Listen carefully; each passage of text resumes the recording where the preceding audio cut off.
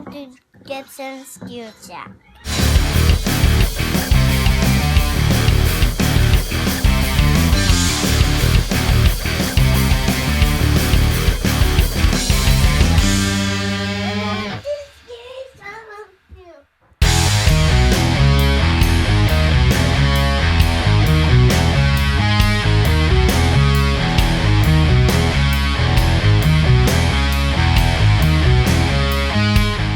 Greetings from sunny Maryland. We're here at the Chocolate Factory Studios, which used to be our cat room, but now it's a pretty cool chocolate-colored studio that we painted.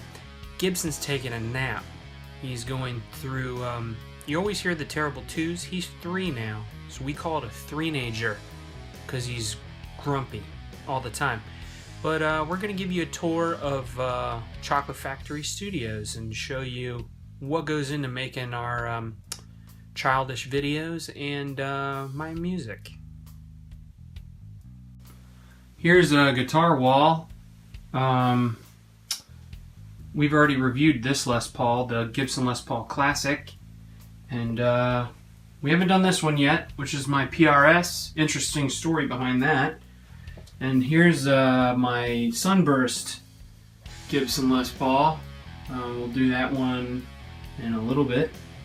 And here's a cool painting my wife did of me playing guitar, singing. Here's a cool pillow my wife made of me. Notice the beard and guitar. Here's a cool other painting that my wife did of me where I look kind of like Bizarro. Here is a box of random pedals and an old audio interface that I don't use anymore. But I have a, this is a vintage MXR Phase 100. It's from the 70s. I don't know exactly when. Check out this cool custom cardboard job I did on the back. Here's a bottomless pit of random cables. Here's my Fender Strat. We obviously did that one already. This is the bass I use for recording. It's a Ibanez Sound Gear. I think it's like a SR 590 or 595. This is a G&L ASAT Classic. It's not a tribute, it's American. It's pretty sweet. Here's my pedal board, or double pedal board. It's pretty sweet. Starts with the Morley Bad Horsey 2 wah.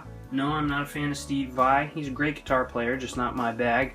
But I like that you don't have to click anything to engage it. There's my channel splitter, my reverb foot switch, my tuner, my octave pedal, a Donner Blues drive, a mini mod fuzz pedal. This Joyo Vintage Phase just took place of my my MXR Phase 100, and then the Boss Giga Delay. Here's my little practice amp. It's a Bajera. I forget what model it is. It is a 15 watt valve amplifier. It's a Bajera BC15. Sounds really good. Here's my Marshall JCM DSL 401. Dual super lead, 2 channels, pure rock. Here's one of my favorite guitars at the moment. It's a Fender American Special Telecaster in vintage blonde. It's got Texas Specials in it, and it's really, really tight. We'll demo that as well as the other guitars.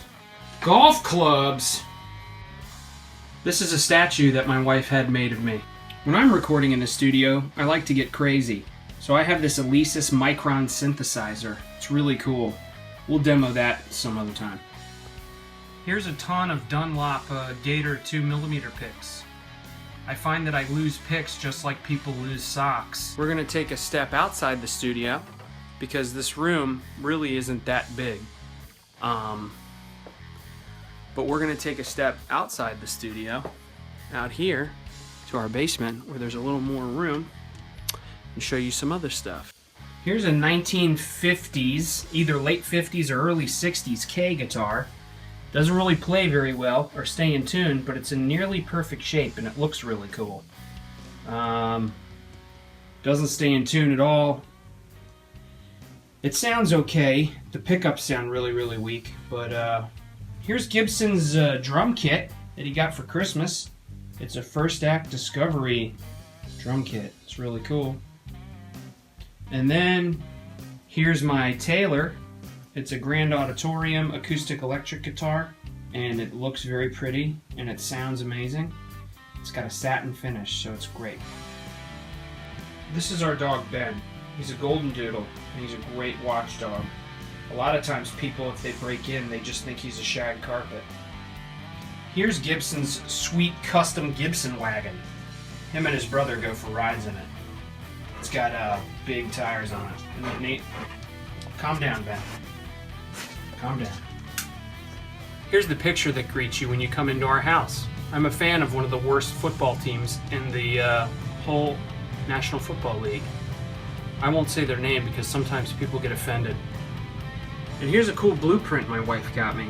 It's for the first ever blueprint for the Gibson Les Paul, designed by Ted McCarty. See that? Pretty neat. And then she also got me this one for a Flying V, but I don't have a Flying V. Once Gibson gets up from his nap, we'll continue with some gear reviews.